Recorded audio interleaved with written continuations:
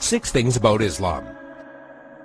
In the words of Swiss journalist and author Dr. Roger de Pasquet, the West, whether Christian or de-Christianized, has never really known Islam. Ever since they watched it appear on the world stage, Christians never ceased to insult and slander it in order to find justification for waging war on it.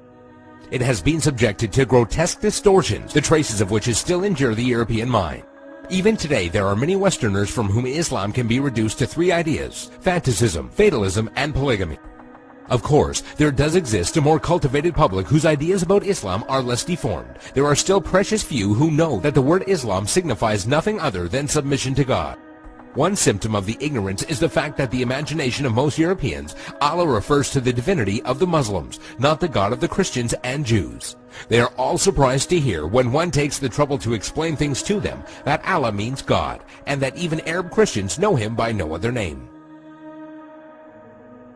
6. Muslims and Jesus. Misconception: Muslims hate Jesus. There are many similarities between the historical reference of Christianity and Islam. Many people are amazed to find out that according to Muslim belief, Jesus is one of the greatest messengers of God.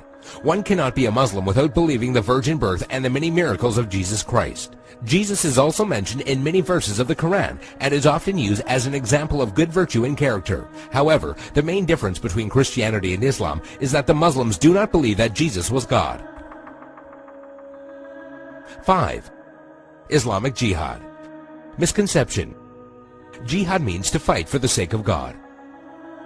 The true Arabic meaning of the word jihad is struggle. However, in Islam, it is often used to describe the striving in the way of God.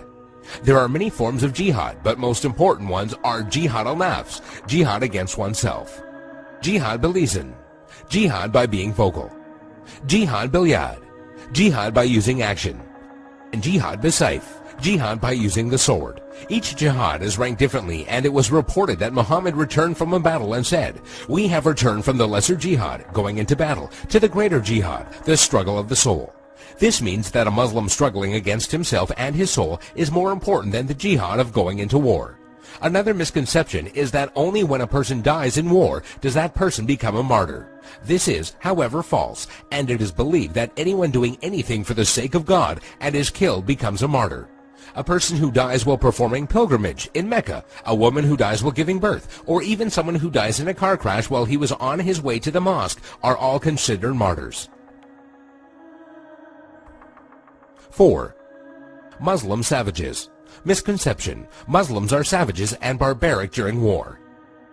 Quite the contrary. When it comes to the conduct of war, there are 8 rules that every Muslim army must obey. 1. Do not commit treachery. 2. Do not deviate from the right path. 3. Do not mutilate dead bodies. 4. Do not kill children. 5. Do not kill women. 6. Do not kill aged men. 7. Do not harm or burn trees. 8. Do not destroy buildings. During the Crusades, when Saladin defeated the Franks, he honored the defeated Frankish army and supplied them with food. And during the Third Crusade, when Saladin's enemy King Richard fell sick, Saladin sent him a gift of fruits and horses. 3. Women's rights. Misconception: Women have no rights. The image of a woman wearing a veil from head to toe, a woman who gets unfair justice, or a woman who is not allowed to drive is an all too familiar notion when it comes to women treatment in Islam. And while there are Muslim countries in the world that do implement many harsh rulings against women, this should not be portrayed as Islamic law. Many of these countries have cultural differences that go against the teachings of Islam. It should be noted that during pre-Islam Arabia, women were used for fornication only and had no independence. The birth of a daughter in a family was considered humiliating, and the practice of female infanticide was uncontrolled. When Islam came back to being, verses in the Quran condemned the practice of female infanticide. Islam gave back many human rights to the women, and Muhammad was even reported saying that women are the twin halves of men.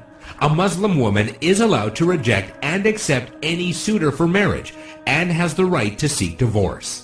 There is nothing in Islam that forbids a Muslim woman from exiting her house and is allowed to drive. Also, in regards to education, a woman is obligated to seek knowledge, and it is considered a sin if she refuses. 2. By the sword. Misconception: Islam was spread by the sword. Historian Delasio Leary states, "History makes it clear, however, that the legend of fanatical Muslims sweeping through the world and forcing Islam at the point of the sword upon conquered races is one of the most fantastically absurd myths that historians have ever repeated.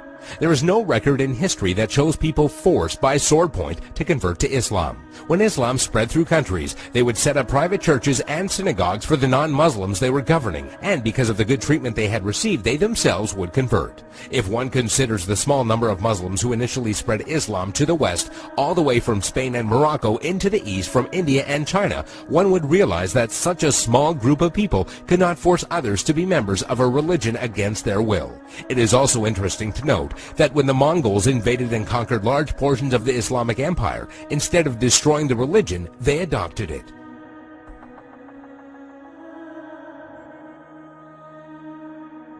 One, Islamic terrorism.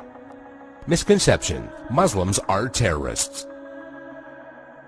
This is by far the biggest misconception of Islam, given unfairly by stereotyping and the public image that the media gives. Has anyone else noticed how when a specific group of people attack another group of people, it is labeled as a hate crime, but when a Muslim opens fire on anybody, it is quickly regarded as terrorism?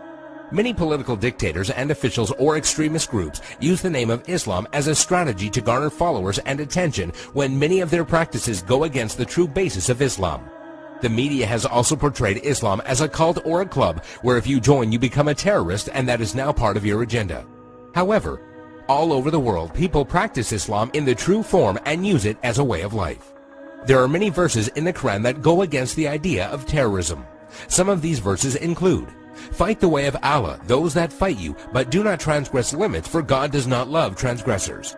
This basically means do not fight except in self-defense, and even in doing so, do not go beyond defense. Another verse states, "If they seek peace, then you seek peace," which means do not attack people for no reason or kill innocent people. There is nowhere in Islam, whether it be in the Quran or the teachings of Muhammad, that promotes the killing of innocent people.